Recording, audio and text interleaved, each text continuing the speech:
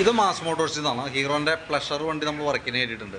നമുക്കതിനകത്ത് മെയിനായിട്ട് പറഞ്ഞാൽ complaint starting complaint ആണ്. സ്റ്റാർട്ടിങ് കംപ്ലയിൻറ്റ്, ബ്രേക്ക് ചെക്ക് ചെയ്യണം. അതേപോലെ തന്നെ ബാക്ക് ബ്രേക്ക് ലൈറ്റ് ചെക്ക് ചെയ്യണ കേസ് പറഞ്ഞിട്ടുണ്ട്. സ്ലോ സ്പീഡിൽ വണ്ടി ഓഫായി പോകണ കംപ്ലയിൻറ്റ് പറഞ്ഞിട്ടുണ്ട്. ജനറലായിട്ട് service, water service, engine oil check ചെയ്തിട്ട് മാറ്റാം. ഇത്രയും വർക്കുകളാണ് നമുക്ക് പറയാൻ കേട്ടോ. അപ്പോൾ നമ്മൾ വണ്ടി ഓടിച്ചു നോക്കി വർക്കിന് കയറ്റി വണ്ടി ഓടിച്ചു നോക്കുന്ന സമയത്ത് ആക്സിലേറ്റർ കുറയ്ക്കുമ്പോൾ തന്നെ വണ്ടി ഓഫായി പോകുന്നുണ്ട്. അപ്പോൾ അത് നമുക്ക് നിലവിൽ ഇതിനകത്തൊരു ബ്രീത്തർ പൈപ്പ്, ഇവിടെ ഒന്നൊരു വാക്യൂം പൈപ്പ് കംപ്ലയിൻ്റ് ഉണ്ട്, പൊട്ടിക്കിടക്കായിരുന്നു. അപ്പോൾ അത് എയർ വലിച്ച് കയറ്റുമ്പോഴാണ് വണ്ടി ഓഫായി പോകുന്ന കംപ്ലയിൻ്റ് ഉണ്ടാകുന്നത്.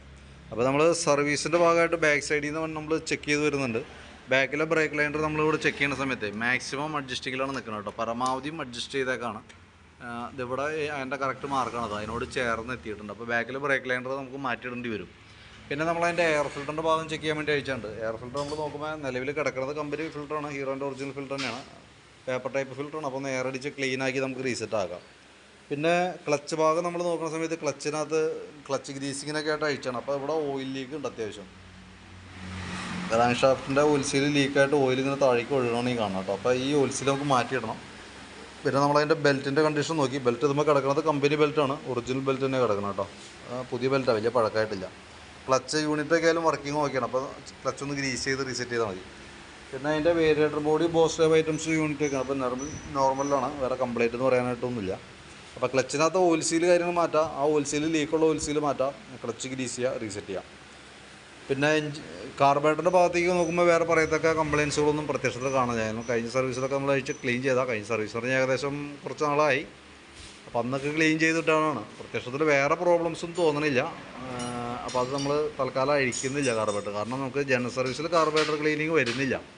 ചെയ്യണമെങ്കിൽ തന്നെ ഏകദേശം നമുക്കൊരു 500-550 ചിലവുണ്ട്. പിന്നെ ഇപ്പോഴത്തെ ഒരു സിറ്റുവേഷനിൽ അഴിക്കാതിരിക്കണം നല്ലത്. കാരണം നമ്മളിപ്പോൾ ഉപയോഗിക്കുന്ന പെട്രോൾ E20 പെട്രോളാണ്. അപ്പോൾ അതിൻ്റേതായിട്ടുള്ളൊരു റിയാക്ഷൻ ചിലപ്പോൾ ഉണ്ടാവാൻ സാധ്യതയുണ്ട്. അപ്പോൾ അങ്ങനെയാണെങ്കിൽ പിന്നെ ഓവർഫ്ലോ കംപ്ലയിൻറ്റ് കൂടുതലായിരിക്കും. പെട്രോൾ ഓവർഫ്ലോ വന്നിട്ട് നമ്മൾ കാർബറേറ്റർ മാറ്റേണ്ട സിറ്റുവേഷനൊക്കെ വന്നേക്കും. വണ്ടി പഴക്കമുണ്ടല്ലോ, അപ്പോൾ പരമാവധി ഉപയോഗിക്കാം. എന്തെങ്കിലും ഒരു പ്രോബ്ലം ഉണ്ടെങ്കിൽ മാത്രം അഴിച്ചാൽ മതി.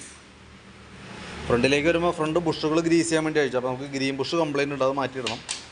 ഫ്രണ്ട് ബ്രേക്ക് ലൈനറൊക്കെ പുതിയ ലൈനർ കിടക്കണേ, അത്യാവശ്യം നല്ല പുതിയ ലൈനറാണ്, കമ്പനി ലൈനർ തന്നെയാണ് കിടക്കുന്നത് കേട്ടോ. അപ്പോൾ ഒന്ന് ക്ലീൻ ചെയ്തിട്ടാൽ മതി. ബ്രേക്കിൻ്റെ കേബിൾ ചെറുതായിട്ട് ടൈറ്റായി തുടങ്ങിയിട്ടുണ്ട്. അപ്പോൾ വണ്ടി തള്ളാനൊക്കെ ഒരു ചെറിയ ബുദ്ധിമുട്ടുണ്ട്. ബാറ്ററി ഇരിക്കുന്ന ബാറ്ററി പുതിയ ബാറ്ററി ഉണ്ടാവും, വേറെ പ്രോബ്ലമില്ല. പിന്നെ ഈ ഫ്രണ്ടിലത്തെ കവർ മൊത്തം പൊട്ടി കിടക്കണം കേട്ടോ. അത് പൊട്ടി ഇതിൻ്റെ ലെഗൊക്കെ ഇരിക്കണേ കാണുന്നത്. അപ്പോൾ അതുകൊണ്ട് ഫ്രണ്ട് സൈഡിൽ നിന്ന് നല്ല ജർക്കിങ് സൗണ്ട് കാര്യങ്ങളൊക്കെ ഉണ്ട്. തൽക്കാലം അത് ഊരി കളഞ്ഞിട്ട് ടൈ ഇട്ട് ബലപ്പെടുത്തി നിർത്താം, അതാണ് നടക്കുള്ളൂ, അല്ലാതെ വേറെ മാർഗ്ഗമില്ല. പിന്നെ അതേപോലെ തന്നെ സ്പാർക്ക് പ്ലഗൊക്കെ ഒന്ന് അയച്ച് ക്ലീൻ ചെയ്ത് റീസെറ്റ് ചെയ്യുന്നുണ്ട്. സെക്കൻഡറി ഫിൽറ്റർ യൂണിറ്റ് പുതിയതാണ്, ക്ലീൻ ചെയ്തിട്ടാൽ മതി. എൻജിൻ ഓയിൽ നമ്മൾ മാറ്റുന്നുണ്ട് കേട്ടോ, ഓയിൽ ചേഞ്ച് ചെയ്യണം. പിന്നെ നമുക്ക് അതിൻ്റെ ബ്രേക്ക് സ്വിച്ചുകൾ കംപ്ലയിൻ്റ് ഉണ്ട്, ബ്രേക്ക് സ്വിച്ച് കംപ്ലയിൻ്റ് ഉണ്ട്.